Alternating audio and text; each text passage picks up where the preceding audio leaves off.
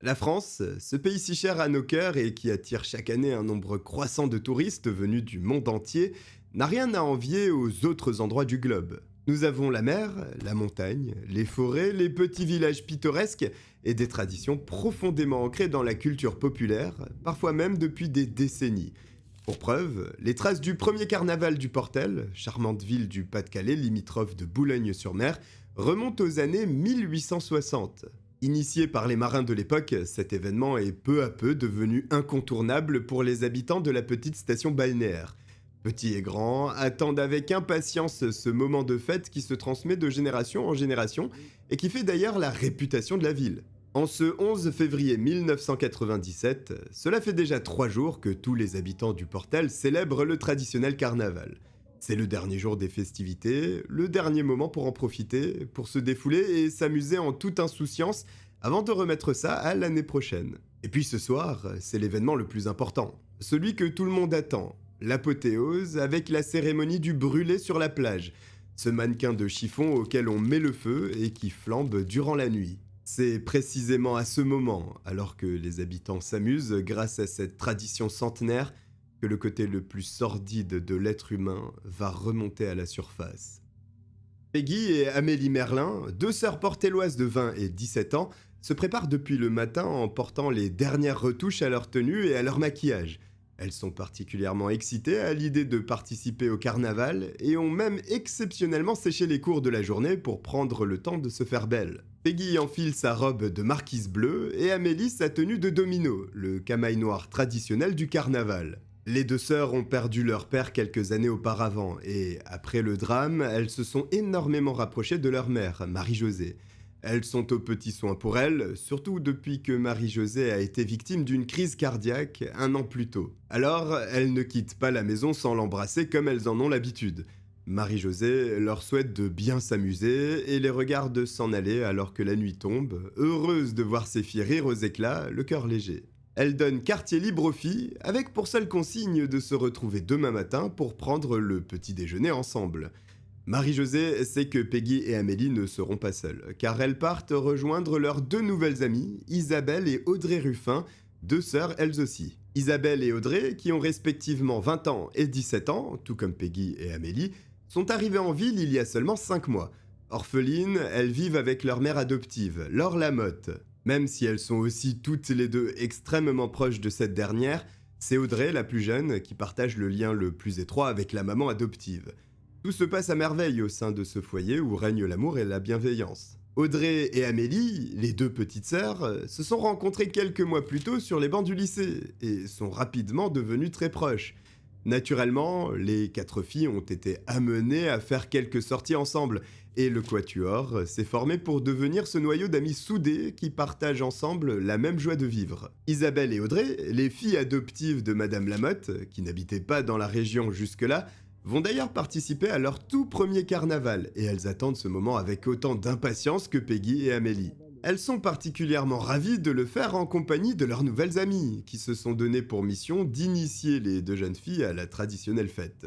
Au moment de laisser partir Audrey et Amélie, à la tombée de la nuit, Madame Lamotte tient tout de même à les mettre en garde. Les rues sont noires de monde. Il y a de l'alcool, alors elles doivent faire bien attention à rester toutes les 4 et ne pas se perdre de vue. Mais Laure Lamotte ne s'en fait pas plus que ça. Les filles promettent de faire très attention. Elles sont extrêmement sérieuses et la mère adoptive savent qu'elles sauront s'amuser tout en restant prudentes. Audrey et Isabelle, dans leur déguisement de mousquetaires et d'indiennes, partent donc gaiement rejoindre Peggy et Amélie en se disant que cette soirée sera sûrement inoubliable. Les 4 amis se retrouvent, rient et dansent au son du carnaval et de ses musiques, déjà gagnées par l'ambiance de fête qui a envahi toute la petite station balnéaire du Portel. Les filles connaissent déjà par cœur le programme incroyable qui les attend. La soirée doit débuter par une tournée des bars sur la place de la ville où tout le monde se retrouve. Puis se poursuivre sur la plage pour embraser le brûlé. Enfin, tous les carnavaleux se rendront à Equien, une petite commune située à 3 km du Portel. C'est là-bas qu'aura lieu le bal de clôture qui durera jusqu'au petit matin et auquel les filles ont hâte de se rendre. Cette nuit-là, comme prévu, la fête bat son plein. Aux premières lueurs de l'aube, Marie-Josée Merlin, la mère de Peggy et d'Amélie, attend le retour de ses filles pour déjeuner avec elles, impatiente de savoir si elles se sont bien amusées et d'entendre les anecdotes qu'elles pourraient avoir à lui raconter. Marie-Josée patiente plusieurs minutes, puis ce sont bientôt des heures qui s'égrènent, et à 11 heures du matin, devant son café froid, la mère de famille en est à se ronger les sangs. Le jour s'est levé et les filles ne sont pas là. Marie-Josée ne comprend pas pourquoi Peggy et Amélie ne sont pas rentrées comme convenu. Sentant l'inquiétude lui comprimer la poitrine, elle décide alors de passer un coup de fil à Laure Lamotte, la mère d'Isabelle et Audrey. Après tout, il y a une chance pour que les 4 filles qui ont passé la nuit ensemble se soient rendues chez elles avant que Peggy et Amélie ne décident de rentrer. Peut-être qu'elles ont raccompagné Isabelle et Audrey, qu'elles ont raconté leur nuit de fête à Madame Lamotte et que, prises dans leur récit, encore tout excitées, elles n'ont pas vu leur passé. Mais surprise, au téléphone, Laure Lamotte apprend à Marie-Josée Merlin qu'elle se trouve exactement dans la même situation qu'elle. Elle est, elle aussi, sans nouvelles de ses filles. Les 2 mamans, loin de trouver les réponses et le soulagement escomptés, ne font que s'inquiéter davantage. Chacune de leur côté, elles vont passer la journée à contacter des amis des filles qui les ont sûrement croisées au carnaval. Elles leur demandent s'ils les ont vues, comment s'est passée la soirée, si elles allaient bien. Et certains ont effectivement bu quelques verres avec elles au moment de la tournée des bars, mais très vite, ils se séparent et sont incapables de fournir d'autres informations. Alors, où peuvent bien se trouver Peggy, Amélie, Audrey et Isabelle?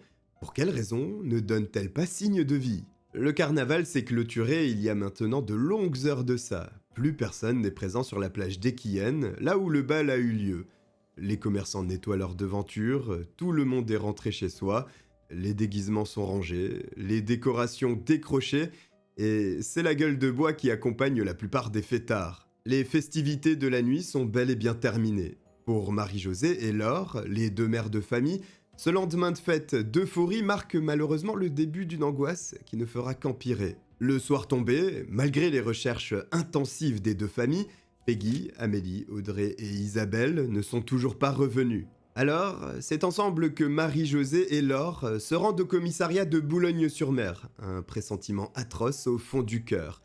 Elles n'ont d'autre choix que de signaler la disparition des filles, dont on le rappelle, 2 sont encore mineures. Marie-Josée Merlin et Laure Lamotte espèrent que les forces de police vont déployer des hommes afin de chercher leurs filles qui ont peut-être eu un accident ou qui ont besoin d'aide pour une quelconque raison. Elles placent tous leurs espoirs dans l'agent qui prend leur signalement, donne le plus de détails possible, mais malheureusement, c'est justement l'âge des filles qui va jouer contre elles. Les policiers ne prennent pas l'affaire au sérieux et essaient de tempérer les inquiétudes des 2 mamans, en leur expliquant qu'à 17 et 20 ans, il y a de fortes chances pour que les 4 filles aient tout simplement eu envie de fuguer ensemble, entre copines, pour prolonger un peu la fête. Ou bien elles se sont fait des petits copains pendant la soirée, mais en tout cas, pour eux, il n'y a pas lieu de s'inquiéter outre mesure. Et puis les services de police rappellent à Marie-Josée et à Laure que leurs filles étaient 4, ce qui, selon eux, diminue drastiquement le risque que quelqu'un s'en soit pris à elles. Ce n'est pas comme s'il s'agissait d'une jeune fille seule, sans possibilité de se défendre et totalement isolée. On n'enlève pas un groupe de 4 personnes, techniquement c'est presque impossible. Alors elles sont forcément en bonne santé quelque part, et elles vont sans aucun doute réapparaître dans les prochaines heures. Les policiers s'en tiennent donc à une banale déclaration de fugue. Et pour Marie-Josée Merlin et Laure Lamotte, c'est inacceptable. Leurs filles n'ont pas fugué, elles en sont convaincues et n'en démordent pas. Elles n'ont rien emporté, tous leurs papiers sont restés chez elles. Et puis, qui fuguerait avec pour tout vêtement un costume de carnaval? Il aurait forcément arrivé quelque chose, alors elles insistent et répètent aux policiers que c'est impossible. Les 4 filles sont extrêmement proches de leurs mères respectives. Elles sont sérieuses, responsables, matures, et elles ne seraient jamais parties sans prévenir. Pour elles, la situation est bien plus grave que ce que les policiers veulent bien supposer. Comme si cela ne suffisait pas, pour ajouter à leur angoisse, cette année-là, l'affaire Marc Dutroux éclate.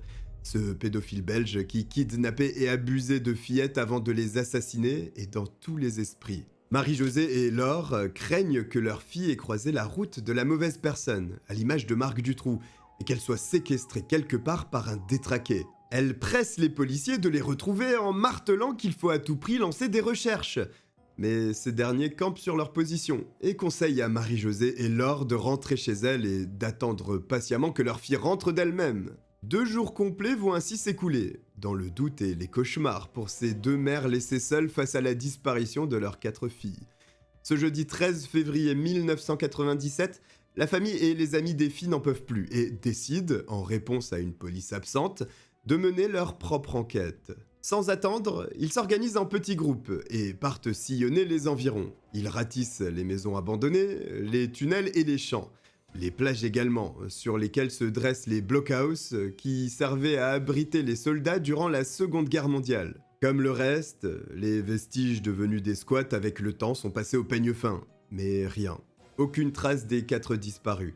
Alors, armés des photos des jeunes filles qu'ils montrent à tous les passants, leurs proches partent enquêter dans les bars, puisque c'est là que la soirée a débuté le jour du carnaval. Mais c'est à croire que les 4 amis se sont tout bonnement volatilisés.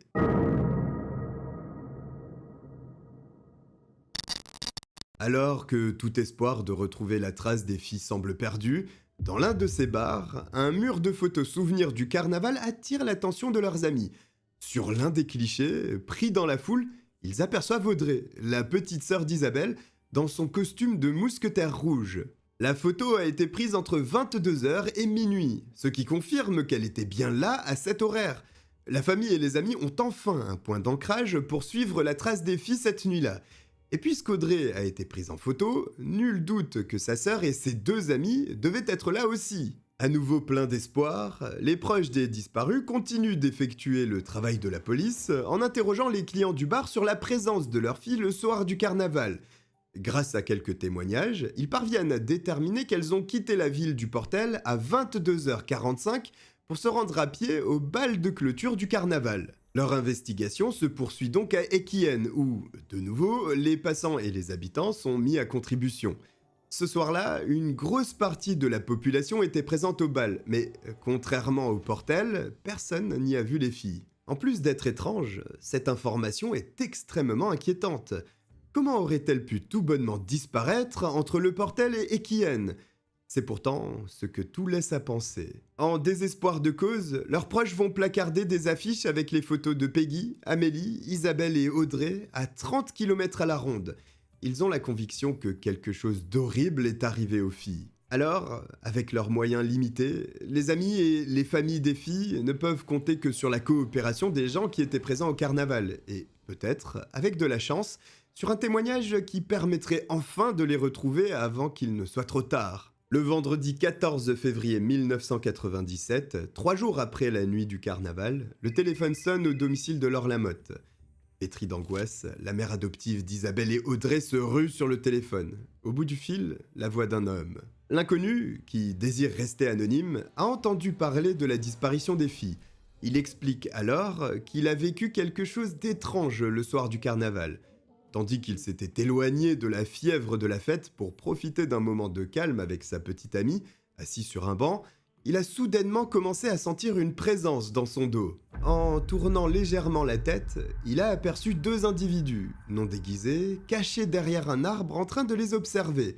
Le sang de l'homme n'a fait qu'un tour et évidemment, il a pris la main de sa petite amie pour quitter l'endroit et se soustraire à la vue de ces 2 personnes plus que bizarres. Mais en marchant, alors qu'il pensait s'être éloigné des 2 hommes, il s'est rendu compte que ces derniers les suivaient. Pris de panique et craignant pour sa vie et celle de sa petite amie, le pauvre homme accélère brusquement le pas et les 2 amoureux se mettent finalement à courir, poursuivis, pour on ne sait quelle raison, par 2 fous qui semblent leur vouloir du mal. Au bout de quelques instants d'une course-poursuite complètement insensée, le couple parvient à semer ses poursuivants. Ils reprennent leur souffle, se remettent du choc, tremblants et essoufflés. Au même instant, une camionnette blanche passe tout près d'eux. Au téléphone, le témoin précise à Laure Lamotte que cette camionnette est facilement reconnaissable, puisque des bandes vertes sont peintes à la verticale sur le côté du véhicule. Derrière le volant, 2 hommes fixent le couple avec insistance, avant d'accélérer et de disparaître. L'homme explique être trop confus pour avoir le réflexe de retenir la plaque d'immatriculation. L'adrénaline sécrétée dans son corps a augmenté ses capacités physiques, mais a ralenti sa rapidité de réflexion. Cependant, le témoin a tout de même une autre information à communiquer à la mère d'Audrey et Isabelle. La camionnette était immatriculée dans le Nord. Sur ce point, il en est certain. Il est évident que la piste avancée par le témoin demande à être explorée. Qui sont ces hommes qui semblaient rôder près du carnaval? Auraient-ils pu s'en prendre aux filles comme ils ont voulu s'en prendre au couple? Ont-ils quelque chose à voir avec le fait qu'elle n'ait pas donné signe de vie depuis cette soirée du 11 février? Pour les proches d'Amélie, Audrey, Isabelle et Peggy, la crainte grandit encore un peu plus. Et malgré toutes ces nouvelles informations, la police continue de se concentrer sur la thèse de la fugue. Alors, pour faire bouger les choses et tenter de porter l'affaire devant la France entière, Marie-Josée et Laure alertent la presse locale. Un journaliste de La Voix du Nord, en ayant vent de l'histoire, comprend immédiatement que la situation est plus que préoccupante. Il veut aider ces deux familles qui se trouvent complètement abandonnées par les forces de police locales, démunies et dont les filles sont portées disparues depuis déjà plusieurs jours. Le 16 février, l'article paraît. La population locale apprend alors avec effroi le sort des 4 filles dont on n'a aucune trace et pour lesquelles les familles se battent sans relâche. Elle découvre aussi qu'une camionnette blanche à bande verte a été repérée le 11 février, le dernier jour du carnaval, avec un comportement suspect. Très vite, d'autres témoignages affluent. La camionnette a été vue par beaucoup d'autres personnes ce jour-là, et pour cause, elle tournait étrangement autour des bars, s'arrêtant parfois en ralentissant, comme si son conducteur était à l'affût de quelque chose.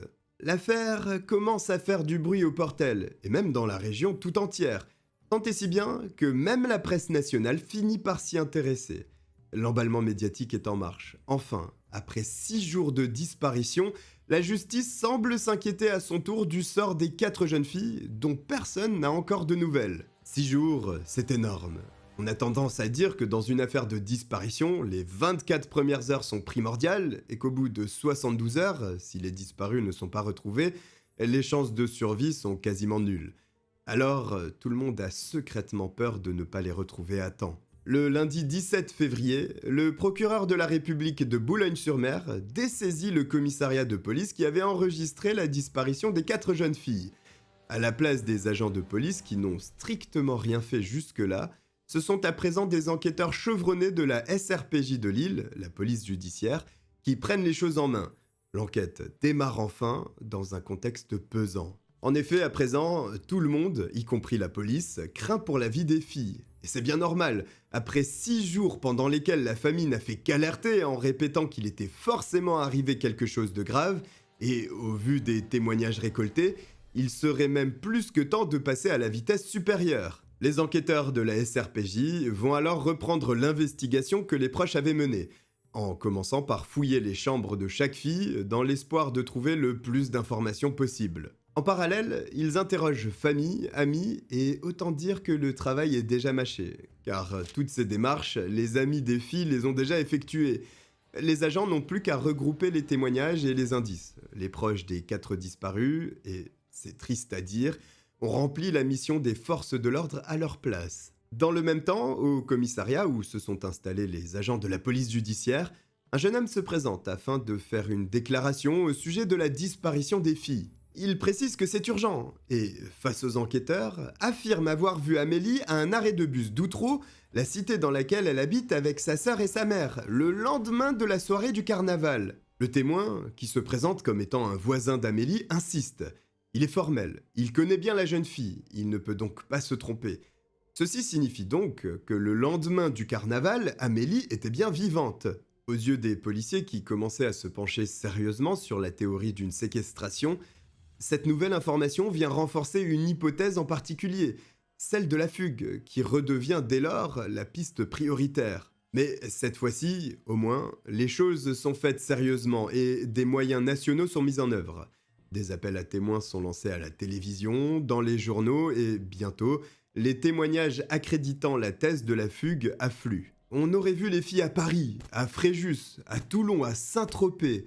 Autant d'indications qui obligent les enquêteurs à décortiquer des centaines de bandes de vidéosurveillance. Ils n'ont d'autre choix que de vérifier minutieusement chaque piste, alors que pendant ce temps, les familles répètent que la seule piste à suivre est celle de la camionnette blanche à bande verte, et qu'il n'y a aucune logique à ce qu'un groupe de 4 filles, en tenue de carnaval, décide tout à coup de se lancer dans un tour de France à pied. Sans surprise, les enquêteurs n'obtiendront rien de l'exploitation des caméras de surveillance des différentes villes. Encore une fois, c'est au domicile des familles que les choses vont avancer. puisqu'une femme appelle l'une des mères à propos de la camionnette blanche à bande verte. Au téléphone, elle affirme que le véhicule se trouverait en ce moment même à Dan, un petit village voisin du Portel. Mieux encore, elle connaîtrait même le nom des propriétaires. Deux ferrailleurs dont la réputation n'est plus à faire dans le village, les frères Jourdain.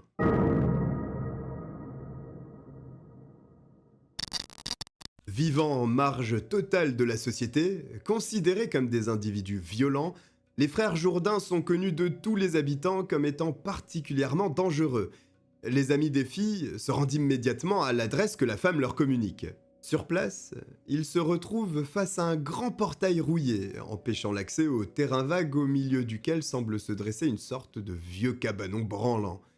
La cour, immense, est jonchée de débris en tout genre. C'est une vraie décharge à ciel ouvert, avec des cadavres de machines à laver, des carcasses de voitures, des déchets, des objets cassés.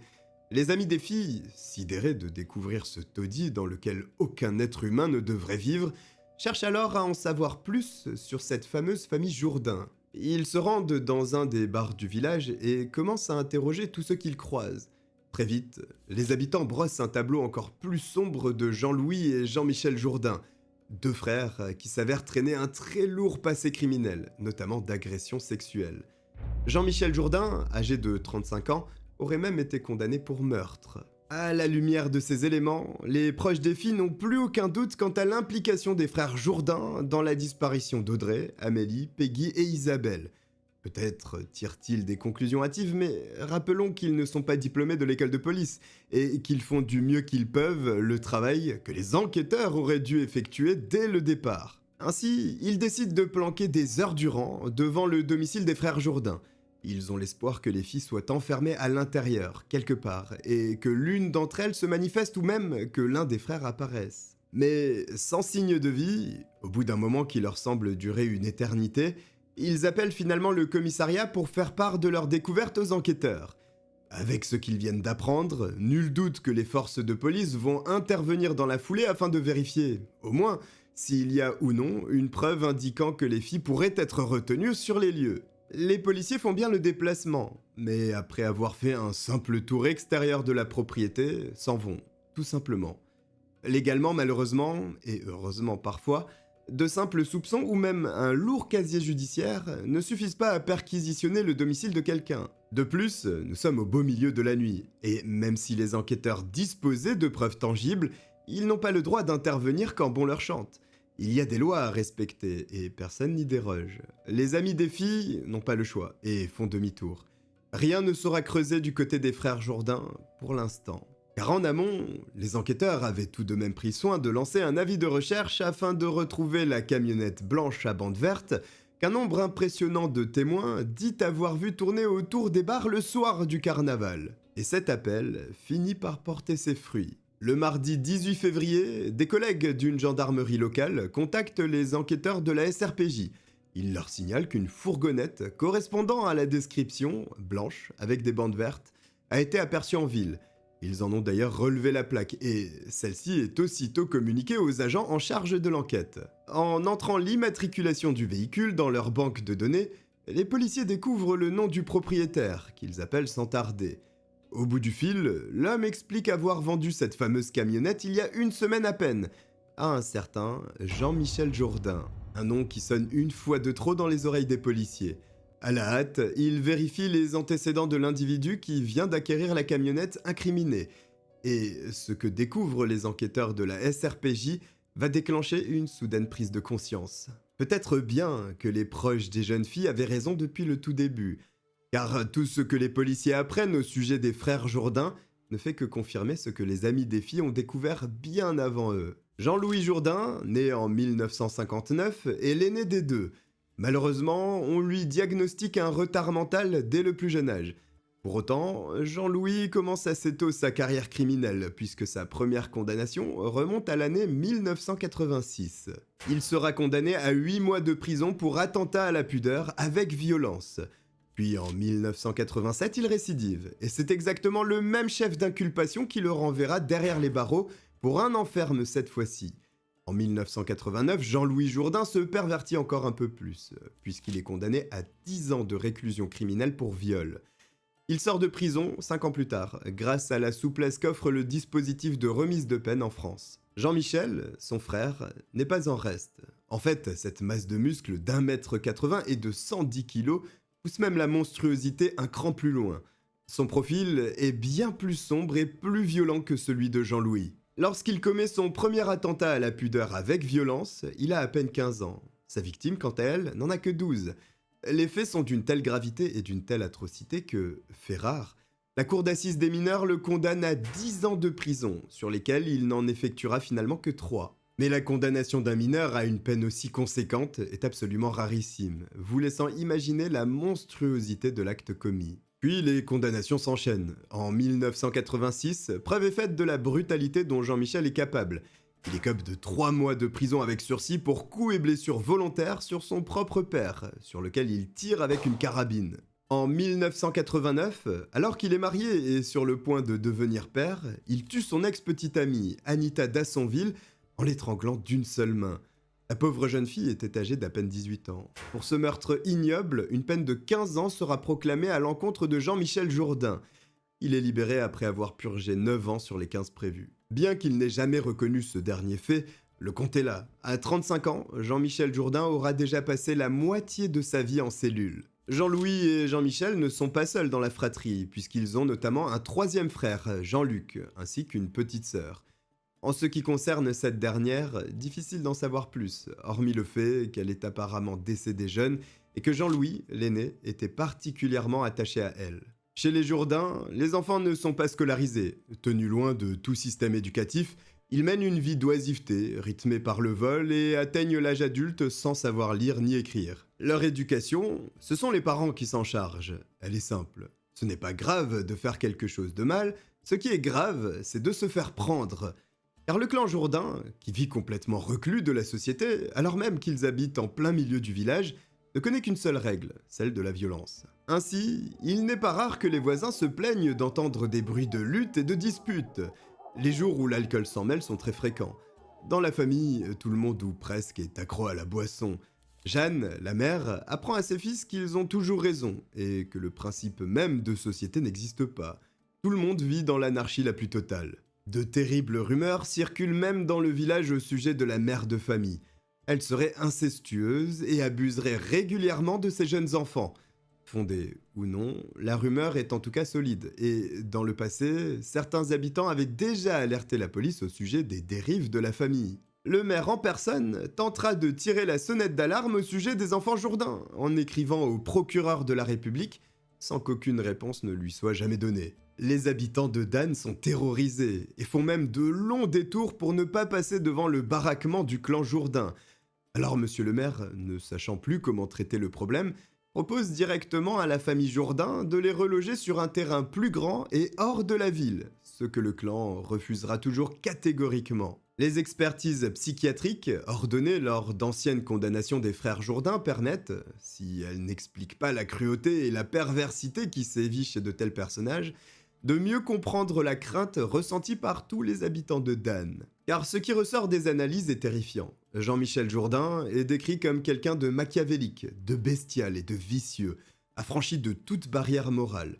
Le portrait que l'on brosse de Jean-Louis, son frère, ressemble à s'y méprendre à celui de Jean-Michel. Sans aucune moralité, pervers, les deux hommes qui vivent pourtant en totale liberté et sans aucun contrôle judiciaire ont aussi le point commun de ne pas savoir comment contrôler leurs pulsions sexuelles. Mais alors que Jean-Louis agresse des femmes à défaut de parvenir à les séduire, Jean-Michel est tout de même un homme marié.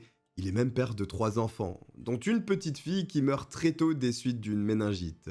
Depuis leur dernière sortie de prison, les deux frères vivent dans un petit appartement HLM à Étaples, à quelques kilomètres de Dan. Le jeudi 20 février 1997, à 6h du matin, 40 policiers sont déployés afin d'interpeller les principaux suspects dans la disparition des 4 jeunes filles. Les agents de police savent qu'ils n'ont pas le droit à l'erreur, car si les frères Jourdain détiennent réellement les filles, les conséquences pourraient être fatales. Sans indication précise sur l'endroit où se trouvent actuellement les deux frères, le groupe de policiers se scinde en deux, afin d'intervenir au même moment à Dan et à Étaples, ce qui évitera une possible tentative de fuite. Jean-Louis et Jean-Michel sont interpellés sans difficulté dans leur appartement d'Étaples. appartement qui sera fouillé sans succès. Les deux frères semblent tout au plus surpris, incrédules, mais n'opposent pas de résistance. Le reste des agents gagne Dan au plus vite, afin de perquisitionner le domicile et emmener le reste de la famille au poste pour les interroger. Et la découverte des lieux s'avère bien pire que ce que les enquêteurs imaginaient. Certes, ils avaient connaissance du taudis dont tout le monde parlait, des tonnes de ferraille entassées dehors, juste sous le nez des voisins, de la crasse aussi, mais personne n'avait jamais traversé le portail rouillé, rempart de la propriété de cette famille recluse. Les policiers passent devant des vélos désossés, enjambent des tas de détritus dans lesquels vivent plusieurs chiens, des squelettes de machines, des barbecues renversés, des montagnes d'immondices. Puis, ils ouvrent la porte du cabanon, et sans croire que c'était possible, ils se rendent compte que c'est pire à l'intérieur. Des tas de vêtements sales jonchent le sol, les lits. L'odeur de pourriture provient de la crasse qui recouvre les murs à la tapisserie déchirée, mais aussi des excréments par terre et des restes d'animaux morts. Les tas de bois et de ferraille continuent à s'entasser même à l'intérieur de leur lieu de vie, avec des clous rouillés, des bouteilles vides et des tonnes de déchets. Et puis, dans un lit pliant au milieu du Capharnaüm, l'un des journalistes, couvrant l'intervention des policiers, aperçoit un enfant en position allongée. Le bambin, d'une blancheur cadavérique, semble mort. Ce qui va pousser le journaliste à faire un bruit à côté de lui pour s'assurer que ce n'est pas le cas. Heureusement, l'enfant réagit. Il est bien en vie et sera sorti de cette décharge sans attendre. Présent sur les lieux, le patriarche ainsi que Jean-Luc, le troisième frère, sont interpellés à leur tour. Les agents apprendront qu'en tout, ce sont 9 personnes, dont 5 enfants de moins de 12 ans, qui vivent dans ce cabanon immonde, sans salle de bain et sans toilette. Pieds nus, sur la terre battue, les enfants mangent dans la gamelle des chiens. Et cette scène ne se déroule pas dans un bidonville, mais bien au cœur d'un petit village du Pas-de-Calais. La population de Dan demandait depuis longtemps à ce que quelque chose soit fait pour nettoyer les lieux et rendre à la rue son aspect normal. C'est pourquoi, loin d'être surpris par la présence de la police ce matin-là, ils sont en plus soulagés. Enfin, peut-être que des actions vont être mises en œuvre. Dans la cour, un endroit en particulier inquiète les enquêteurs chargés d'inspecter les lieux de fond en comble. Il y a une grande surface de terre fraîchement retournée, comme si on venait récemment d'enfouir quelque chose d'imposant dans le sol. C'est le cœur battant d'inquiétude que les agents présents sur place commencent à creuser l'endroit, car la taille peut tout à fait correspondre à l'emplacement d'un cadavre. Et si tous les soupçons de la famille étaient fondés? Et si les frères Jourdain avaient kidnappé et assassiné les filles avant de les enterrer lâchement dans leur sordide dépotoir? Les enquêteurs passeront une bonne partie de la journée à retourner des gravats et à sonder le sol, sans aucun résultat. Puis, un peu caché derrière des tas de ferraille, ils remarquent une camionnette. Elle n'est pas blanche avec des bandes vertes, mais grise. Déception. Pourtant, la plaque d'immatriculation correspond bien à celle de leur recherche. En s'approchant, il devient clair que le véhicule vient d'être fraîchement repeint. Quelques coups de ponceuse suffisent d'ailleurs à révéler l'ancienne couleur du fourgon sous les couches de peinture grise appliquées à la hâte, blanche. Sur le côté, on aperçoit distinctement les bandes vertes d'origine. Les experts de la police scientifique prennent le relais et se mettent à inspecter la camionnette de fond en comble. Les premiers éléments troublants ne se font pas attendre.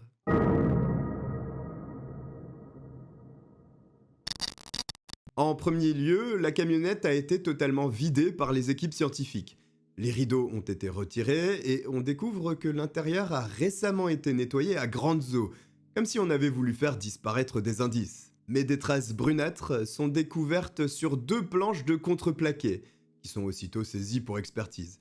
En poussant un peu plus loin la fouille du véhicule, de longs cheveux sont aussi prélevés sous le siège passager. L'inspection se poursuit méticuleusement. Il ne faut pas passer à côté d'un indice, la vie des 4 filles en dépend. C'est d'ailleurs grâce à ce travail consciencieux que les experts finissent par mettre la main sur une petite boucle d'oreille au fermoir déformé, qui semble avoir été brutalement arrachée de l'oreille qui la portait. Qu'a-t-il bien pu se passer dans cette camionnette ? Les enquêteurs ont-ils trouvé la preuve que les 4 disparus se sont retrouvés, à un moment donné, à l'arrière du fourgon, pris au piège par les 2 prédateurs ? En attendant de le savoir, une expertise d'urgence est demandée pour toutes les pièces à conviction relevées par les experts. Tous les éléments sont là, et à cet instant précis, les enquêteurs ont la conviction de tenir les coupables. Mais la confusion les gagne, et avec le temps qui défile inexorablement, l'impuissance se mêle à la désillusion. où peuvent bien se trouver les filles. Jean-Louis et Jean-Michel Jourdain sont à présent en garde à vue. Seulement, les enquêteurs ont beau être persuadés de détenir les coupables de la disparition des filles, ils ne sont armés que de leur intuition, et sans preuve formelle, la loi ne les autorise pas à dépasser 48 heures de garde à vue. Passé ce délai, ces monstres retrouveront une nouvelle fois leur liberté. Une pression incommensurable alourdit l'atmosphère du commissariat, car au vu du profil inquiétant des frères Jourdain, tout le monde pense au pire. Mais il se peut aussi que les filles soient en vie, séquestrées quelque part. Les enjeux de cette garde à vue sont donc conséquents. Il faut à tout prix faire parler Jean-Louis et Jean-Michel avant la fin des 48 heures. Mais ce n'est pas chose facile. Les Jourdain sont des habitués des interrogatoires.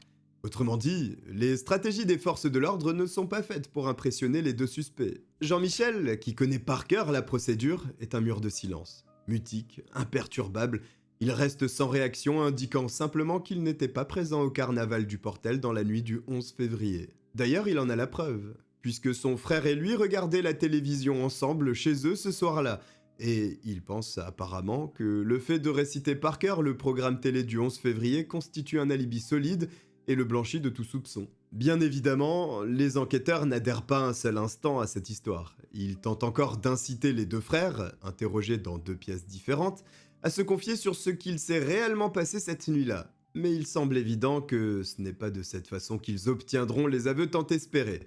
Jean-Louis et Jean-Michel nient tout en bloc et se referment sur eux-mêmes. La communication est rompue et l'heure continue de filer sur l'horloge qui surplombe la salle d'interrogatoire. Au même instant, un couple s'annonce à l'accueil du commissariat. Ils veulent parler aux enquêteurs chargés de l'affaire des 4 disparus, car ils affirment détenir des informations importantes. Quelque chose leur trotte dans la tête depuis plusieurs jours. Ils avaient déjà fait une déclaration au commissariat de Boulogne quelques jours plus tôt, mais à ce moment-là, personne n'avait prêté attention à leur témoignage. C'est sans perdre une seule seconde que les enquêteurs de la SRPJ s'entretiennent avec les témoins ayant aperçu le véhicule le soir de la disparition des filles. Le couple raconte que la nuit du carnaval, ils ont croisé la fourgonnette blanche et verte à plusieurs reprises. Ils auraient pu ne pas y prêter plus attention que cela, mais les deux occupants du véhicule ont eu un comportement qui a tout de suite attiré leur regard. Effectivement, la camionnette circulait au ralenti, le long de la route reliant le Portel à Équienne. Elle passait près des groupes de jeunes qui gagnaient la plage d'Équienne à pied, freinaient, et les occupants du véhicule se penchaient pour scruter les piétons. Ils regardaient sans cesse autour d'eux, tournaient, revenaient sur leurs pas, puis, un peu plus loin, la camionnette s'est finalement arrêtée pour prendre un groupe de fêtards en autostop. Le couple a même noté la plaque d'immatriculation. Pour les enquêteurs qui recueillent ce témoignage, le récit ne présume rien de bon. Au contraire, leur pressentiment prend une toute autre ampleur lorsque le couple apporte un dernier détail à son histoire. L'un des fêtards avait un costume de mousquetaire rouge, le même que celui qu'Audrey Ruffin avait revêtu pour le carnaval. Dans la foulée, les policiers organisent une identification. Derrière la vitre sans teint, les témoins sont positionnés en face de plusieurs individus partageant des caractéristiques physiques communes. Ces derniers reconnaissent formellement Jean-Louis et Jean-Michel Jourdain. Ils n'ont aucun doute, ce sont bien eux qu'ils ont aperçus au volant de la camionnette cette nuit-là. Grâce à ce témoignage, les enquêteurs sont convaincus que les frères Jourdain leur mentent, et surtout qu'au moins une des 4 filles est montée à bord de leur fourgonnette. Les interrogatoires reprennent. Le temps presse, il faut que les frères parlent. Les filles, sont-elles encore en vie? Les ont-ils kidnappées? Sont-elles retenues quelque part? Jean-Michel est complètement fermé, dur et inflexible. Il refuse de parler. C'est légèrement différent avec Jean-Louis, plus fragile, sur lequel les policiers décident de concentrer tous leurs efforts. Leurs derniers espoirs reposent sur lui malgré ses difficultés d'élocution et sa réserve. Au départ, l'inspecteur lui pose les mêmes questions qu'à son frère. Mais Jean-Louis ne semble pas tout comprendre. Il se tend, se replie sur lui-même. Le policier comprend alors qu'il ne faut pas le brusquer et qu'il ne s'agit pas de la bonne méthode. Émotionnellement, le suspect est instable. Afin qu'il évite de tomber dans un mutisme total comme son frère, il fait donc machine arrière et adopte une autre attitude en le tutoyant et en lui parlant avec moins d'empressement, comme s'il s'adressait à un intime. Il va même jusqu'à utiliser le patois de la région pour que son interlocuteur soit le plus à l'aise possible. Tout en essayant de gagner sa sympathie, ou tout au moins de le mettre en confiance, Le policier fait glisser des photos des filles sur le bureau, juste sous les yeux de Jean-Louis Jourdain. Ce dernier les regarde, sans parvenir à formuler le moindre mot. Mais le policier chargé de l'interrogatoire sait ce qu'il fait. Il est au courant du drame qui a touché Jean-Louis lorsqu'il a perdu sa petite sœur quelques années auparavant, celle de qui il était si proche. Alors, l'inspecteur s'adresse à lui comme à un enfant. Il utilise des mots simples en comparant les filles à sa petite sœur et joue sur la corde sensible. Alors que la garde à vue est sur le point d'expirer, soudain, sa stratégie paie. Jean-Louis réagit d'un coup. Il se redresse sur sa chaise et prononce ces mots qui sonnent comme un glas lugubre. On ne peut plus les retrouver, elles sont sur la plage. Après cela, il est à nouveau incapable de parler. Alors on lui tend un crayon, une feuille, et Jean-Louis Jourdain dessine, de sa main tremblante, l'endroit où sont censées se trouver les filles depuis tout ce temps. Un parking, un chemin, un blockhouse et un camping. Accompagné de Jean-Louis, menotté au poignet, les policiers quittent le commissariat en trombe. L'aîné des frères Jourdain les guide jusqu'à la plage de Sainte-Cécile, au sommet de cette dune difficile d'accès. Les enquêteurs sont d'abord sceptiques au vu de l'endroit et se demandent si leur suspect n'est pas tout simplement en train de les mener en bateau, ou si son retard mental ne lui a pas fait perdre toute rationalité durant l'interrogatoire. Pourtant, Jean-Louis Jourdain a l'air sûr de lui, et sans douter un seul instant, entraîne les agents de police sur la plage. Puis tout à coup, il s'arrête. Son doigt pointe le sol. « C'est là », dit-il en bredouillant. Bien obligés de se fier à ces indications, les enquêteurs font intervenir les pompiers, mieux équipés pour creuser profondément et surtout rapidement. Les soldats du feu creusent sous les yeux grands ouverts des policiers qui fixent le trou qui commence à se former dans le sable. Chacun retient son souffle. Les pompiers atteignent une bonne profondeur et de nouveau, les agents doutent. Et finalement, à 70 cm sous terre, un petit morceau d'étoffe rouge émerge du sable. L'émotion saisit les policiers et les pompiers présents sur place. Mais Jean-Louis, occupé à jouer avec le chien de l'un des maîtres chiens, ne prête même pas attention au regard horrifié des agents de police qui se posent sur lui. Il est extérieur à son propre crime, pas concerné. Pourtant, les 4 disparus du Portel sont bien là, empilés tête bêche les unes sur les autres, face contre terre, à 1,30 m de profondeur. Peggy, Amélie, Audrey et Isabelle sont extraites une à une du sable, encore dans les déguisements de carnaval qu'elles avaient enfilés pour aller s'amuser, comme tous les jeunes de leur âge. Les journalistes, qui attendaient un peu plus loin, tenus à l'écart par les agents de police, voient bientôt passer 4 corbillards. À cet instant, tout le monde comprend. Et c'est la sidération ainsi que la tristesse qui s'emparent de tous ceux qui ont suivi l'affaire depuis le début et qui espéraient plus que tout retrouver les filles vivantes. Laure Lamotte et Marie-Josée Merlin ne sont pas encore au courant de la terrible découverte, car elles sont toutes les deux en route pour se rendre chez leur avocate à Lille. Le temps du trajet, les deux mères allument machinalement la radio.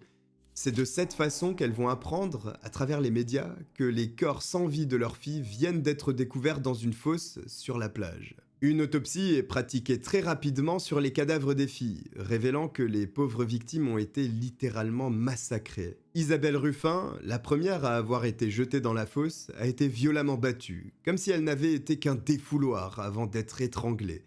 Au-dessus d'Isabelle se trouve Peggy Merlin, et avec elle, la monstruosité atteint un autre niveau. On retrouvera en effet du sable dans l'œsophage ainsi que dans l'estomac de Peggy, ce qui prouve qu'elle a été enterrée vivante. Après avoir été abusée sexuellement, puis battue elle aussi, les frères Jourdain l'ont donc jetée sur le cadavre de son amie, où elle est morte en suffoquant dans le sable. Puis c'est au tour d'Amélie, sa sœur, qui a subi les mêmes abus. Et finalement, c'est Audrey Ruffin, déguisée en mousquetaire rouge, qui est assassinée. C'est la manche de son déguisement que les pompiers vont apercevoir en tout premier. Il manque une boucle d'oreille à la jeune fille de 17 ans, la même que celle retrouvée dans la camionnette des frères Jourdain. Les conclusions du rapport démontrent que l'auteur de ce quadruple meurtre n'a pas pu provoquer seul autant de lésions sur le corps de 4 femmes jeunes et robustes. Les assaillants étaient forcément 2 au moins. Toutes les filles ont des traces de contusions multiples, de coups violents et témoignent d'un acharnement qui, au lendemain de la découverte des corps, plonge la France dans un véritable état de choc. Ce même jour, Jean-Louis et Jean-Michel Jourdain sont mis en examen. Les détails du calvaire qu'ont vécu les filles est porté à la connaissance du public et des familles par voie de presse. Ces informations vont soulever un véritable vent de haine dans la petite ville du Portel et alentour. Des milliers de personnes révoltées et bouleversées descendent dans les rues pour réclamer justice. La haine et le ressentiment sont tels que le reste du clan Jourdain doit même être évacué et logé dans un endroit tenu secret pour éviter que quelqu'un ne s'en prenne à eux par vengeance.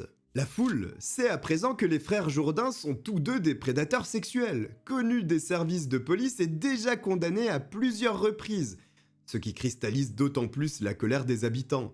Pourquoi avoir laissé dans la nature des individus que l'on savait dangereux et qui ont systématiquement échoué à réintégrer la société? C'est la question que tout le monde se pose, avec le sentiment que la justice n'a décidément pas fait son travail. Tout le monde avait peur d'eux, ils ont insulté ou menacé leurs voisins quand ils le souhaitaient, et faisaient régner la loi du plus fort. La conséquence est terrible, puisque 4 jeunes filles, en pleine fleur de l'âge, en sont brutalement décédées. Pour les familles des jeunes victimes assassinées, le calvaire n'est pas terminé. Il semble presque que les frères Jourdain cherchent à faire durer leur souffrance, car ni Jean-Louis ni Jean-Michel ne semblent décidés à expliquer ce qu'il s'est réellement passé la nuit du 11 février 1997. Les deux frères s'accusent mutuellement, chacun racontant sa propre version des faits. Or, les mères des filles veulent savoir. Elles ont besoin de comprendre ce qu'elles ont vécu pour commencer à faire leur deuil. Mais aucune des versions avancées par les frères Jourdain ne semble réellement crédible. Jean-Michel admet avoir pris les filles en stop, tandis qu'il conduit jusqu'à la plage de Sainte-Cécile. Jean-Louis discute tranquillement avec elle à l'arrière de la camionnette. Toujours selon Jean-Michel, tout le monde serait descendu sur la plage de Sainte-Cécile et les filles auraient suivi gaiement les deux inconnus dans le blockhouse, en pleine nuit, par temps de pluie. Puis, après avoir passé un petit moment à discuter, Jean-Michel se serait soudain souvenu avoir oublié ses clés dans la camionnette. Il serait donc ressorti du blockhouse pour aller les chercher, laissant seul son frère avec les filles pendant environ 1 heure, le temps de fumer une cigarette et de se détendre un peu près du véhicule. Jean-Michel serait ensuite retourné au blockhouse et aurait constaté que les filles étaient toutes décédées. À cet instant du récit, Jean-Michel reconnaît vaguement avoir aidé son frère à enterrer les 4 cadavres dans le sable, mais c'est tout ce qu'il avouera. L'histoire est pour le moins rocambolesque, rien ne tient aux yeux des policiers. L'enchaînement des événements est complètement illogique, et c'est sans compter le fait que, si l'on en croit Jean-Michel, à aucun moment les filles ne se seraient inquiétées ou défendues. Il n'aurait pas entendu de cris non plus, alors que son frère commettait des actes de barbarie sur les filles.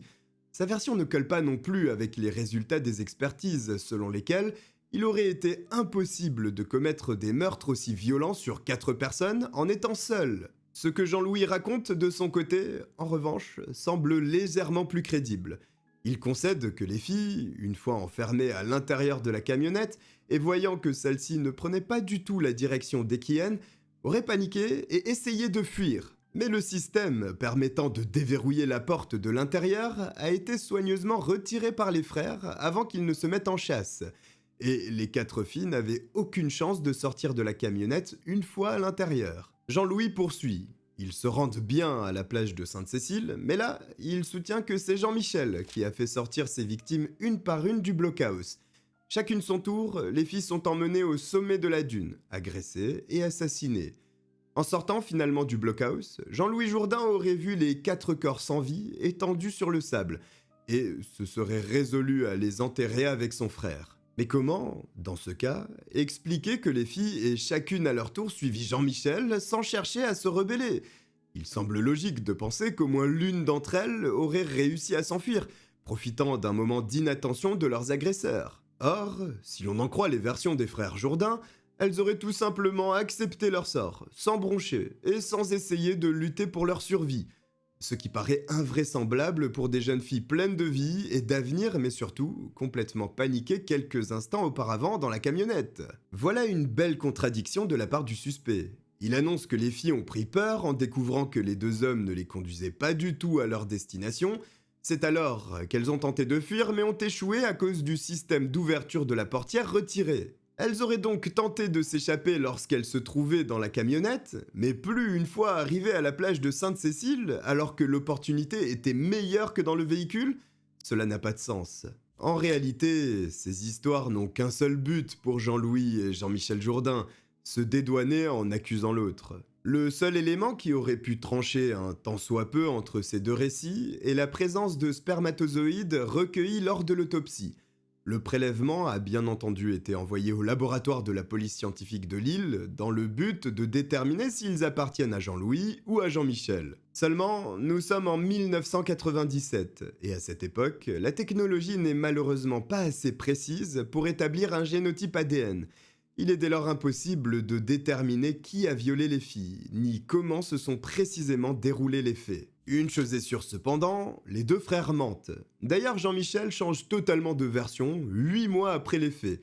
Tout à coup, il nie tout en bloc, une fois qu'il a appris que les spermatozoïdes n'aideraient pas la police, évidemment. Il n'a jamais pris les filles en stop, et ne s'est même, selon lui, jamais rendu à Sainte-Cécile. Mais alors, comment se fait-il que les enquêteurs aient retrouvé l'une des boucles d'oreilles d'Audrey Ruffin à l'arrière de la camionnette? Les policiers sont loin d'avoir obtenu toutes les informations qu'ils espéraient. Il va falloir retracer au mieux les événements de cette sinistre nuit afin d'apporter des réponses aux proches des victimes. Et c'est ce que le procès devant la cour d'assises va tenter de faire.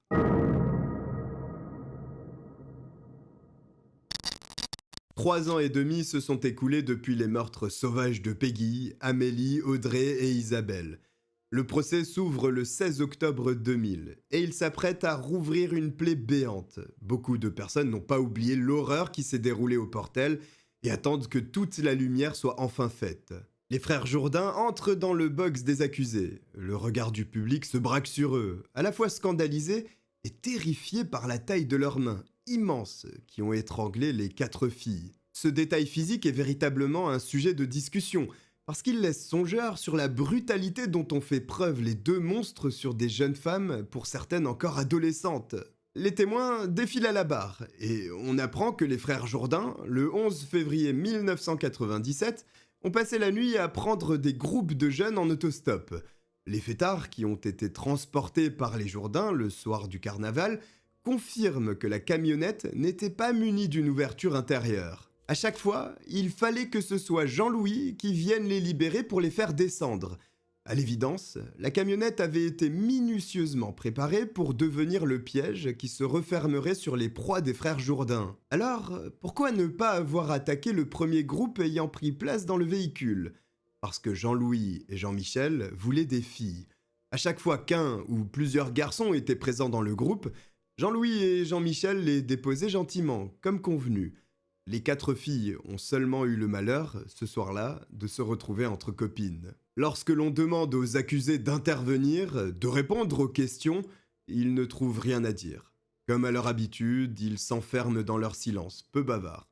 Jean-Louis bredouille quelques pauvres explications à peine audibles, tandis que Jean-Michel reste froid et totalement muet. Alors, afin de comprendre plus précisément ce qu'il s'est passé, le président de la cour d'assises va prendre une décision rarissime, demander le déplacement de la cour sur le lieu du crime. Cela signifie que famille, témoins, jurés, magistrats et aussi les accusés vont se rendre tous ensemble sur le lieu où les meurtres ont été perpétrés. Des routes sont barrées à des kilomètres à la ronde et plus de 500 gendarmes sont mobilisés afin de sécuriser les lieux et d'éviter toute tentative de vengeance de la part d'un intervenant extérieur. La maison familiale des Jourdain avait été incendiée de manière volontaire quand la nouvelle du meurtre des 4 filles s'était répandue et que les soupçons se portaient sur les frères Jourdain. C'était la goutte d'eau ayant fait déborder le vase pour les habitants de la région qui ont décidé de se venger à leur façon. Le but de cette excursion est de mettre à l'épreuve la version de Jean-Louis Jourdain, qui avait affirmé que les filles étaient descendues jusqu'au blockhouse avant d'être emmenées une par une sur la dune par Jean-Michel. La cour emprunte donc le chemin censé avoir été suivi par les filles. Le procès se tient en plein jour, par beau temps, ce qui ne devrait pas rendre la tâche difficile. Et pourtant, c'est tout le contraire qui se produit. Il faut traverser toute une bande de rochers sur laquelle les jurés glissent et trébuchent. Surtout, il faut enjamber plusieurs rangées de barbelés. Or, lorsque les filles ont été enlevées, souvenez-vous qu'il faisait nuit noire et qu'il pleuvait à verse. On aurait au moins dû retrouver des trous et des déchirures sur les déguisements encombrants des filles, ce qui n'est pas du tout le cas. Leur tenue était comme neuve. Ainsi, à la lumière de la reconstitution, il devient évident que tout se serait déroulé dans la camionnette des Jourdain qui ont d'abord violemment frappé les 4 amies avant d'abuser d'elles. Détail atroce, de l'ADN de Peggy a été retrouvé sous les ongles d'Amélie, ce qui veut dire que les 2 sœurs se sont agrippées l'une à l'autre, certainement terrorisées. La boucle d'oreille retrouvée dans la camionnette s'est détachée suite à un coup extrêmement violent également, à tel point qu'il a déformé l'attache de celle-ci, la faisant tomber du lobe de la fille qui le portait. Les victimes ont été battues et chacune d'entre elles ont assisté au spectacle avant d'être elles-mêmes attaquées. Il en est de même pour les viols. Tout s'est passé sous leurs yeux et cela a certainement duré un très long moment. La camionnette a été nettoyée de fond en comble, et malgré tout, du sang a tout de même été retrouvé ainsi que des cheveux. Penser à l'état dans lequel se trouvait le véhicule juste après l'attaque donne froid dans le dos. Au terme du procès, malheureusement, Jean-Louis et Jean-Michel n'auront rien livré de plus que lors de leur dernier interrogatoire. Les frères siamois de l'horreur, nommés ainsi par l'avocat général, écopent tous deux de la prison à perpétuité. Depuis lors, Jean-Louis Jourdain est décédé en prison des suites d'une longue maladie à l'âge de 59 ans, tandis que son frère, Jean-Michel, purge toujours sa peine au centre pénitentiaire de Caen. Le plus dur pour les familles est le manque d'informations sur ce qu'il s'est réellement passé ce soir-là. Combien de temps ont-elles été retenues dans cette camionnette? Si les policiers s'étaient activés immédiatement, aurait-il eu une chance de les retrouver vivantes? Des questions qui resteront sans réponse. Seuls les frères Jourdain détiennent la vérité, mais égoïstement, ils ont décidé de la conserver pour eux. Amélie, Audrey, Isabelle et Peggy ne méritaient absolument pas leur sort, et c'est avec leur nom qu'il faut finir cette vidéo, puisque c'est bien d'elles qu'il faut se souvenir. Voici pour cette histoire dramatique, une affaire française parmi les plus terribles, et une vidéo qui sort des formats traditionnels de la chaîne. Si vous êtes allé jusqu'au bout d'ailleurs, écrivez Cogiteur en commentaire. Likez si vous avez apprécié cette nouvelle mise en forme et abonnez-vous également si ce n'est pas déjà fait. Je vous remercie de m'avoir regardé et je vous dis à très bientôt. Bye.